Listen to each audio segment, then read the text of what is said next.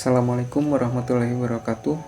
Perkenalkan, nama saya Farid Safijudin dengan NIM 41246971 dari kelas TI KIP 1. Video ini merupakan tugas akhir dari mata kuliah Matematika Diskrit dengan dosen pengampu Ahmad Fakih MSc. Materi tentang pohon rentang minimum menggunakan algoritma prim. Pada proyek tugas akhir ini,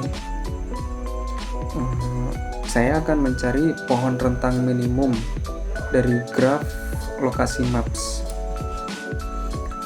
Sebelum ke inti videonya, saya akan menjelaskan dulu terkait apa itu graf, apa itu pohon rentang minimum, dan apa itu algoritma prim. Yang pertama yaitu graf. Graf adalah struktur data nonlinear yang terdiri dari sekumpulan simpul yang disebut vertex atau node dan sekumpulan sisi yang disebut edge yang menghubungkan pasangan simpul. Simpul ini mewakili entitas dan sisinya mewakili hubungan atau koneksi antara entitas.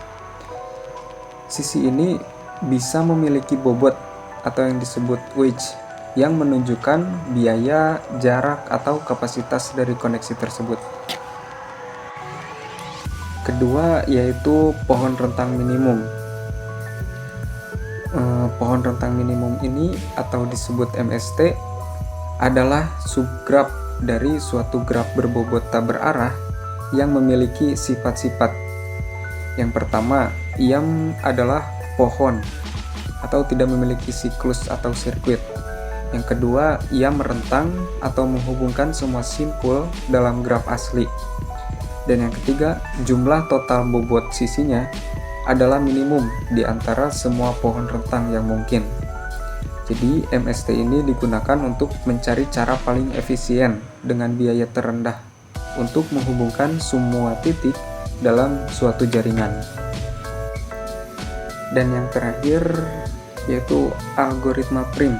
Algoritma prim ini adalah salah satu algoritma rakus atau greedy algorithm yang paling umum digunakan untuk menemukan pohon rentang minimum atau MST dari suatu graf berbobot tak berarah yang terhubung.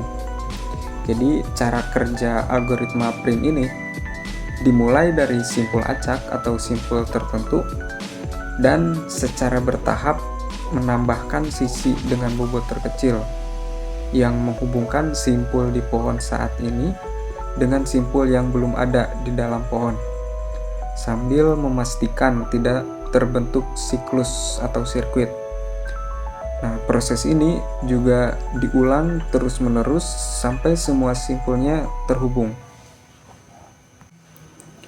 Jadi kaitan dari ketiga materi ini atau hubungannya yaitu graf sebagai inputannya, MST atau pohon rentang minimumnya sebagai output atau tujuannya, dan algoritma prim ini adalah sebagai metodenya.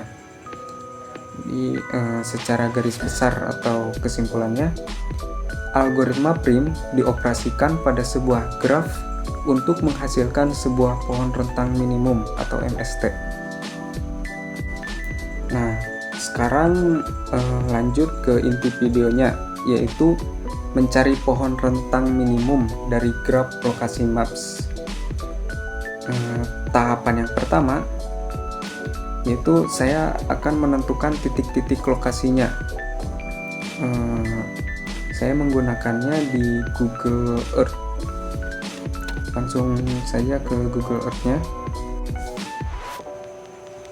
Nah, setelah berada di Google Earth, langsung menentukan titik-titiknya. Terdapat 8 titik lokasi.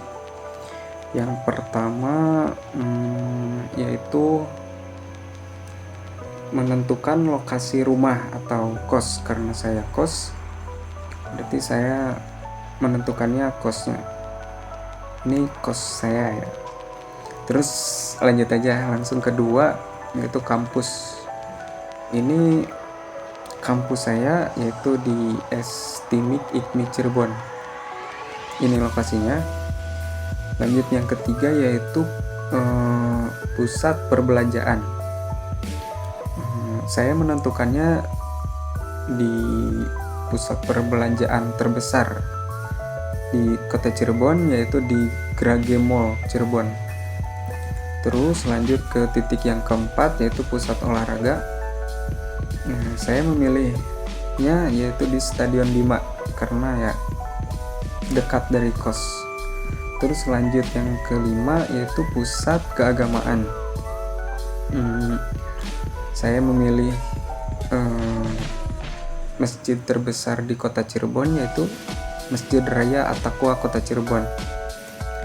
Terus lanjut ke yang keenam yaitu pusat transportasi.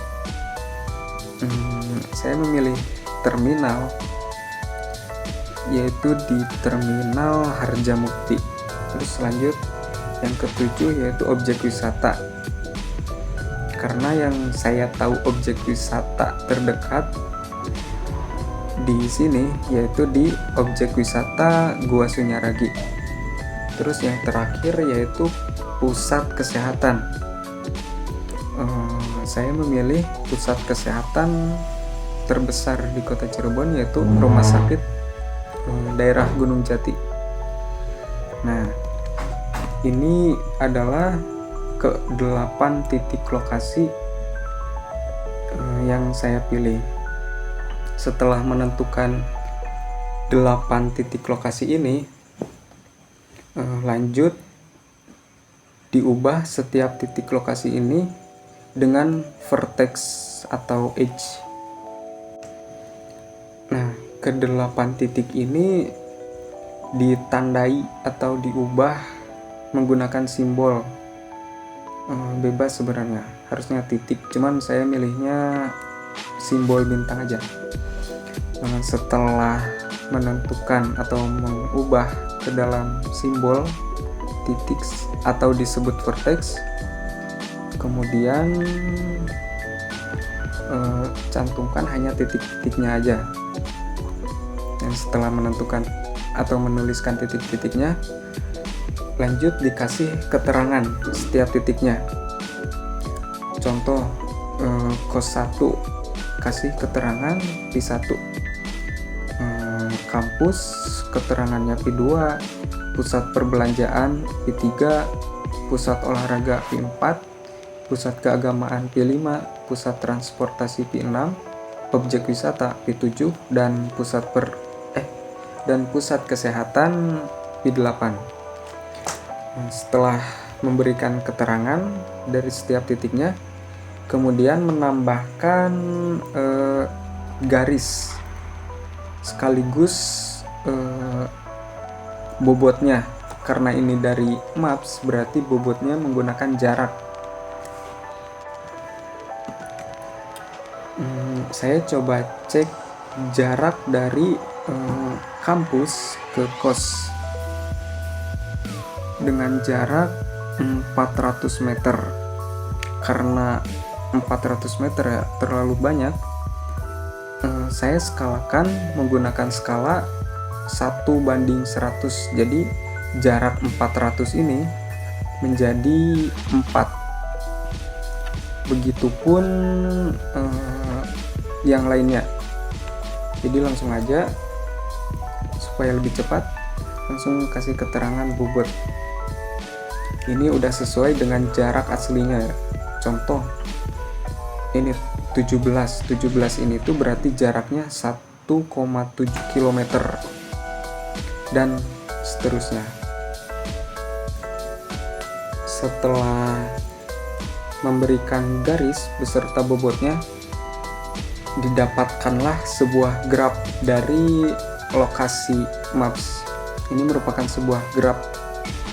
Setelah didapatkan graf, kemudian lanjut kita ke